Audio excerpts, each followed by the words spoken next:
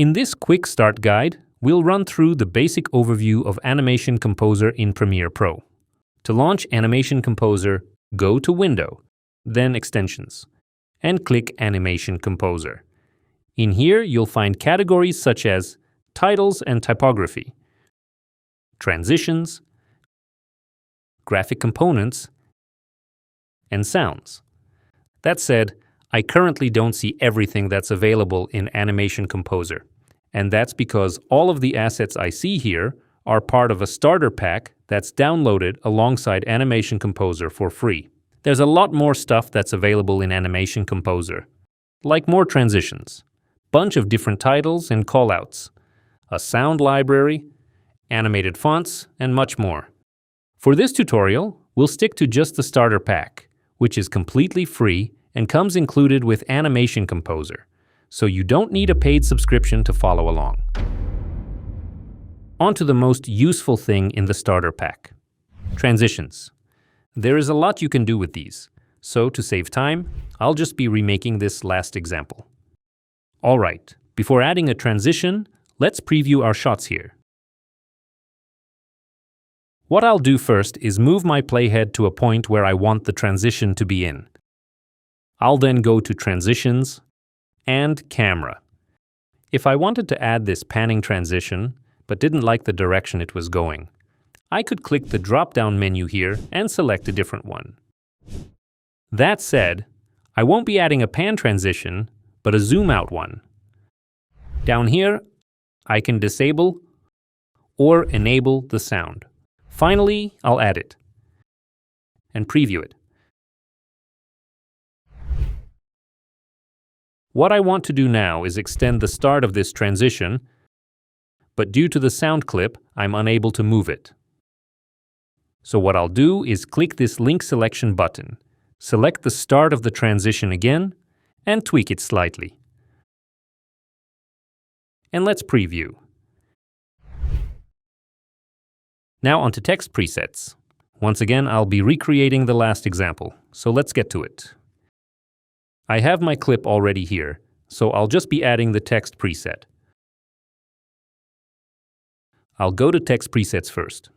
In here, I'll go to Animate Words and import the overshoot position item that's here, and I'll drag it to the beginning of my timeline. Let's preview it. What I'll do first is turn off the animation out. Next, I'll change the text to "A luxury coffee." I'll also change the font to Inter Display and change the weight to bold. While here, I'll change the tracking a bit and make the text a bit bigger. Next thing I'll change is the color. I already have a color I want to use saved, so I'll just paste it in and click OK. What I want to do now is change the in animation. So let's move our playhead so that I can see the changes I'll be making better. And let's go to Animation In. Here, I'll slow down the animation by quite a bit. Maybe around 50 should work well. And I'll move the playhead again. I'll also want to change the mask padding before previewing. One more thing, I'll just adjust the frequency so that the text doesn't bounce as much. Dropping it down to around 100 should help. That looks nice. Now I'll add a second line of text to this one. So I'll go back to text, press Enter to make a line break, and type in a second line of text. I'll move the playhead a bit again. And I can clearly see that I need to adjust the line distance. So let's change it to about here. Now I'll just center the text in Transform and Position.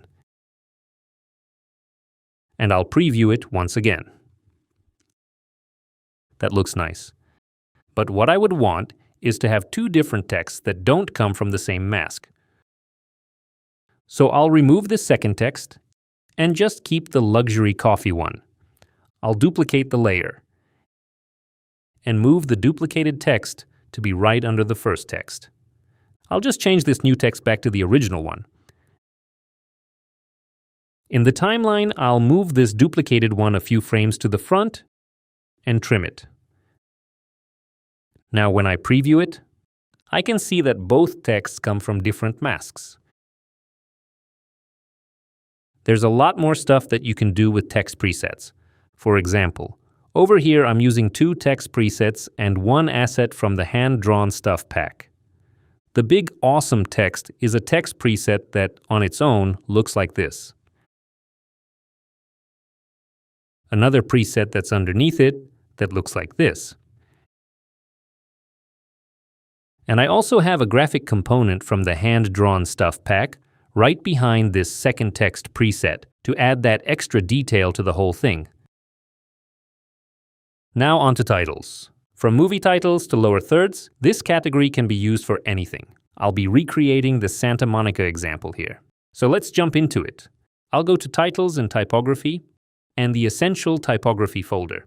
In here, I'll just select the very first one and click Add. I'll start by changing the text and resizing it. I'll center it so it's in the middle, and I'll also change the line distance, since I think this spacing is too wide, and I'll recenter it once again. What I'll want to do now is turn off the container fill and add a stroke width. Now I'll change the text color to one I already have prepared, so I'll just paste it in. While here, I'll also change the stroke color the exact same way as the text color.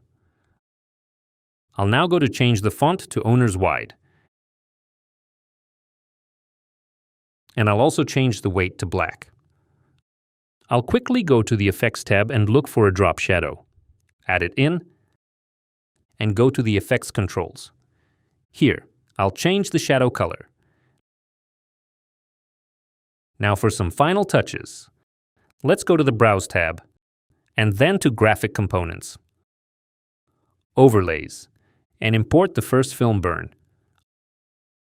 I'll move this film burn in my timeline and trim it.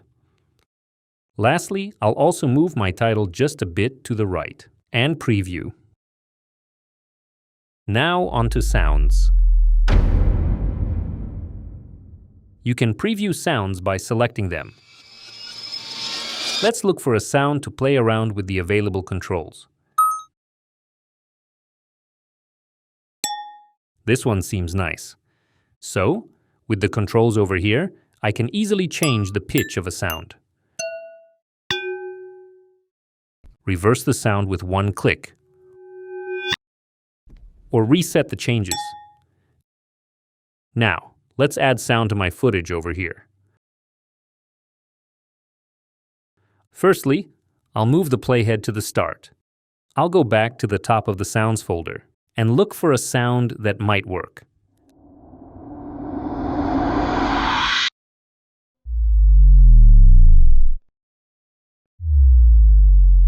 I think this one should work, so let's import it. And let's play it.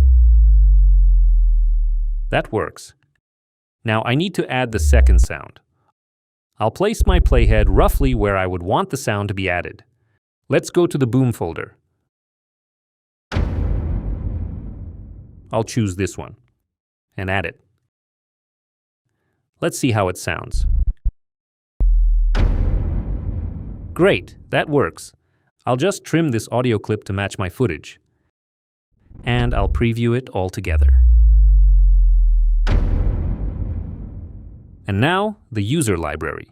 I can add my own stuff by clicking the Add Folder button and choosing a folder I want imported. This can be a folder on a local or external drive or on a shared storage like Dropbox.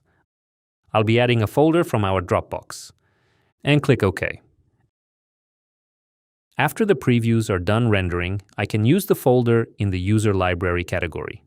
This user library supports everything you would need: MOGRT files, images, sounds, and most video formats, depending on which ones are available on your system.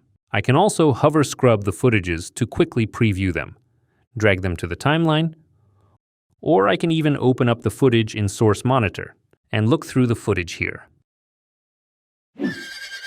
Thanks for watching and enjoy the free plugin.